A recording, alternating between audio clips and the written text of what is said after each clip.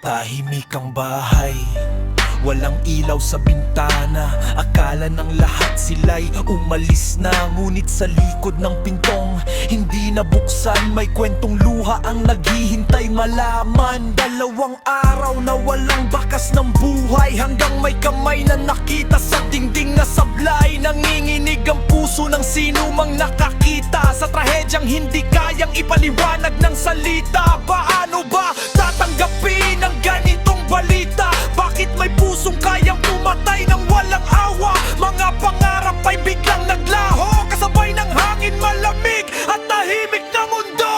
Isang ina, 3 musmos na anak, mga pangarap ay biglang nalanglag. Mga ngiti nila'y baon na sa alaala, habang ang bayan ay umiiyak sa kanilang pagkawala.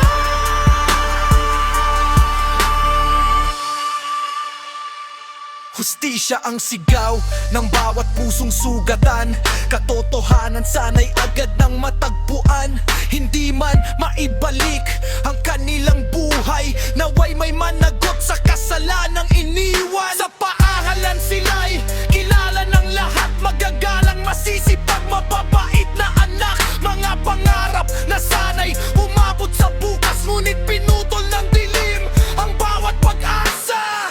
Hanggang ngayon ay palaisipan pa rin, ano ang dahilan ng mapait na pangyayaring ito? May iniimbestigahang tao ang pulisya, ngunit ang katotohanan ay dapat pa ring patunayan. Sa bawat tahanang may pamilyang yakap-yakap, mas pahalagahan ng bawat oras at pangarap, at sa bawat pusong sugatan at nagdarasal. Hustisya ang hilil, hindi paghihiganti lamang. Isang ina, 3 musmos na anak, habang ang langit ay tila umiyak.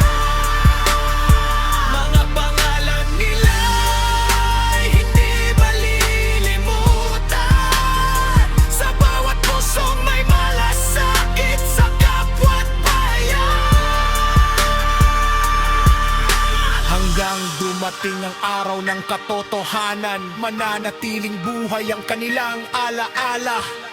Panalangin ng buong sambayanan, kapayapaan sa kanilang kaluluwa, at hustisya para sa kanilang naiwan.